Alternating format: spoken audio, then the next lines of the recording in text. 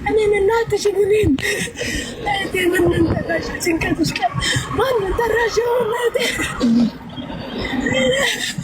أنا كورارة فاتي أنا كورارة كده شوفي أنا طالعة بالعسكرية مشيت أصدق أبو راجل من راجل شيت وين النادي شوفي النادي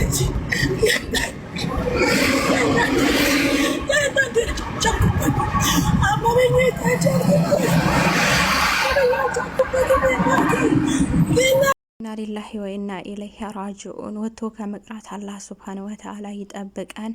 እህታችን ከርታታዋ እህታችን በስደት ተንከራታ ለፍታ ደክማ የለፋችበትን እንኳን አንድ ቀን ሳትጠቀምበት አንድ ቀን ቁጭ ብላ አርፋ ሳትበላበት ወደማይቀረው ህይወት ተጓዘች። ሰላሙ አለይኩም ወራህመቱላሂ ወበረካቱ። ውድና የተከበራችሁ ውድ ተመልካቾቼ እንዴት ናችሁ? እንደምን ቆያችሁ? ከኔ ጋር ሁሉ ሰላም ነው አልሐምዱሊላህ።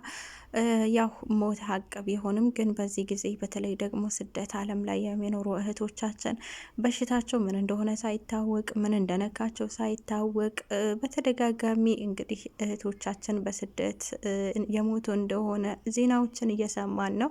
ከዛ መካከል እንግዲህ ሰሞኑን የሞተችዋ እህታችን የስደተኛዋ ከርታታ በዛሬው ዕለት አስክሬኗ ወደ ቤተሰቦቿ ወደ ሀገሯ ተሸኝቶ ያው ሀገር ደርሷል። እንደምትመለከቱት ነው።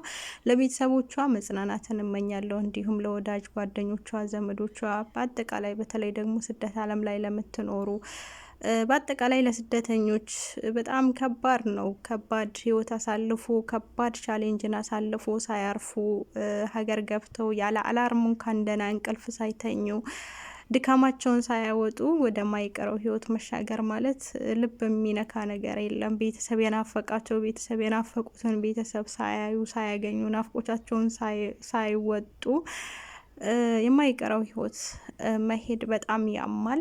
ግን ያው ሞት ሀቅ ነው። እኛ ላይ ሁላችንም ላይ ሞት ሀቅ አለ። ግን ስደተኞች ላይ ሲሆን ደግሞ ያማል።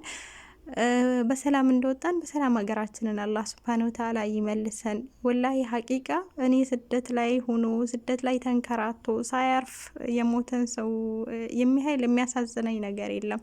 በእርግጥ ሁላችንም ማችነን ያው የዚች ዓለምም የመጣ ነው ሞት እንዳለብን ሀቅ እንደሆነም ተነግሮን ነው ሞት እንዳለብን እናውቃለን። ነገር ግን ደግሞ በቃ ሞት ሲመጣ ሁሉም ነገር አዲስ ይሆናል አይደል? በተለይ ደግሞ ስደት ስትሆኑ በጣም ያማል እና እህቶቼ ቢያንስ እንኳን ህመም ካለባችሁ የህመም ስሜት ከተሰማችሁ ቼክ ለማድረግ ሞክሩ። ሀቂቃ እህቶቻችን ህመማቸውን ሳያውቁ ቼክ ሳያደርጉ የሆነ በሽታ እንኳን ኖሮባቸው ነገ ከዛሬ ይሻለኛል ነገ ተሽሎኝ ቢያንስ እንኳን ስራዬን ሰርቼ የሆነ ነገር ሰርቼ ሀገር ይገባለሁ እያሉ ሳንቲባቸውን እየሰሰቱ ለመታከም በሽታቸውን ሳያውቁት ወደማይቀረው ህይወት ይሄዳሉ እና ቅድሚያ ለራሳችን ሀቂቃ ራሳችን ከወደቀን የሚያነሳን ሰው የለም። ይኸው እንደዚህ ሞተች እከሌ አረፈች ብሎ እንደዚህ ከማድረግ ውጪ ከንፈር ከመምጠጥ ውጪ ምንም ይመጣ ነገር የለም።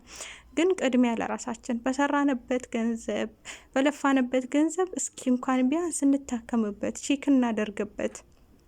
ጥንቃቄ አድርጉ። ወላሂ የናፈቅነውን ቤተሰቦቻችንን ትተናቸው የመጣናቸው ቤተሰቦች እኛስ አንድ ቀን እንኳን ያለ አላርም ተኝተን የምናርፍበት ቀን አስባችሁታል? ስደት ላይ የተንከራተትን ደህና እንኳን ሳናርፍ ወደ አኺራ መሄድ የናፈቁንን ሰዎችን ሳናያቸው ወደ ከዚች ዓለም መሰናበት አይከብድም? ብቻ በጣም ይከብዳል። ሀቂቃ እህቶች የራሳችሁን ጠብቁ።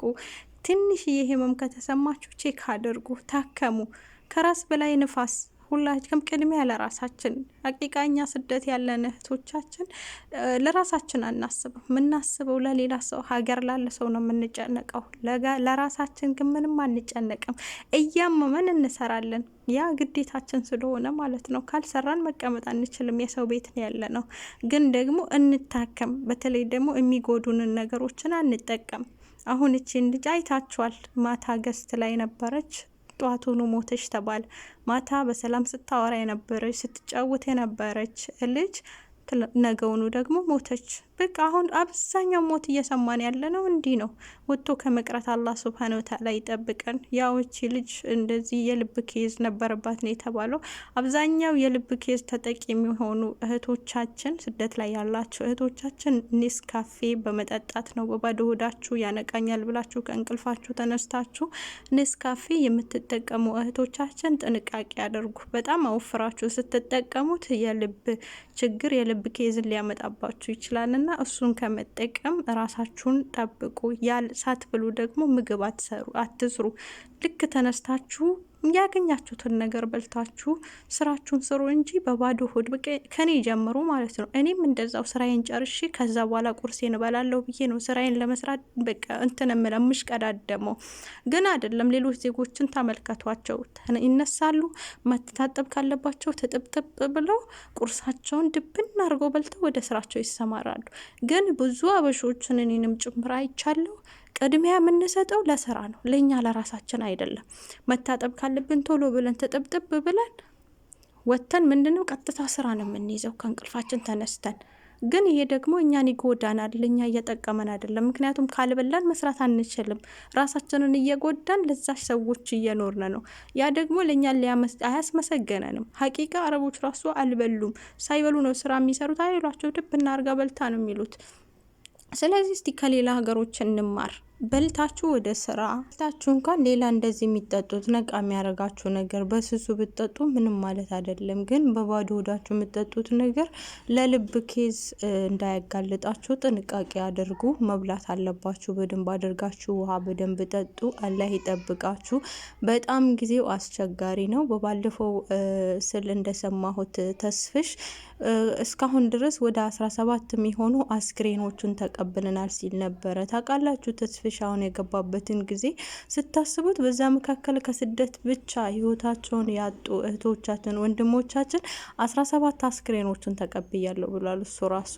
እና አላህ ወጥቶ ከመቅረት ይጠብቀን። ራሳችሁን ጠብቁ ለማለት ነው። የሰራነውን እንኳን ቢያንስ እስካሁን ድረስ ቆጥብ ነው ለራሳችን እንደፈለግን እንድንኖር ቆጥብ ነው የኖርንበትን ያስጭብልን ደግሞ ሀገራችን ገብተን አርፈን እንድንበላ ራሳችንን መጠበቅ ያለብን። ያው የሚጠብቀን አላህ ሱብሃነሁ ወተዓላ ሆኖ ደግሞ ያው ሰበብያውን ደግሞ ማድረስ አለብን። ራሳችን መጠበቅ አለብን። እህቶቻችን ዛሬም ደግሞ አንዲት እህታችን በመኪና አደጋ ህይወቷን ጠፍቶ የአንድ ልጅ እናት ናት። ግን ደግሞ ቤተሰቦቿ እስካሁን ድረስ አልተገኙም።